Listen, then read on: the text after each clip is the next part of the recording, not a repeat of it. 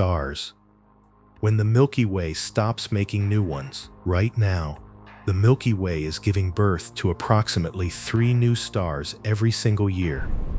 It sounds productive, but the supply of raw material is running out. Stars are made from clouds of hydrogen gas, and that gas is being consumed faster than it is being replenished. In approximately 5 billion years, star formation in our galaxy will slow to almost nothing. The last stars to form will be tiny, dim red dwarfs, the most fuel-efficient stars in the universe, burning so slowly they can live for trillions of years. But even they will eventually run out of fuel.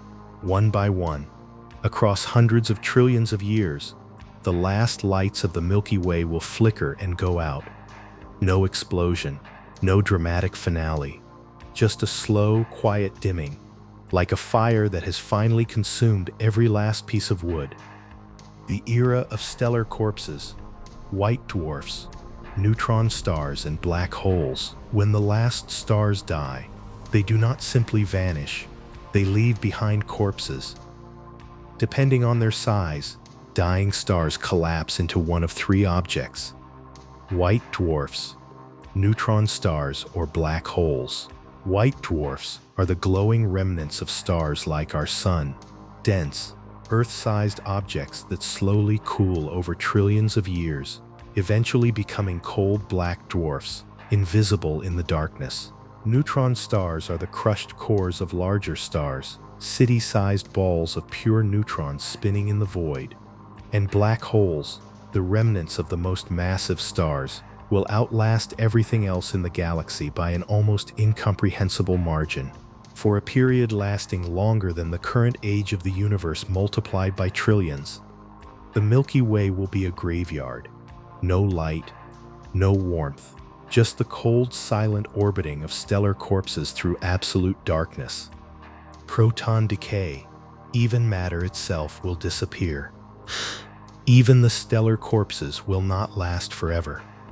According to some theories in particle physics, protons, the fundamental building blocks of all matter, are not stable forever.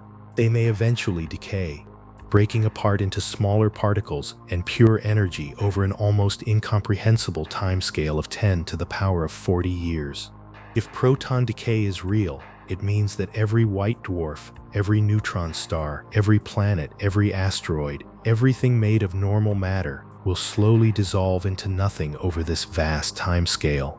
Atom by atom, particle by particle, the physical substance of the galaxy will simply cease to exist. The rocks, the metals, the carbon, all of it quietly evaporating into radiation and subatomic particles across trillions upon trillions of years.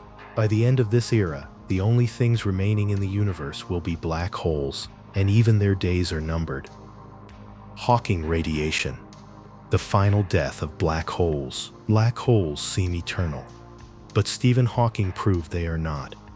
In 1974, Hawking mathematically demonstrated that black holes slowly leak energy through a quantum mechanical process now called Hawking radiation.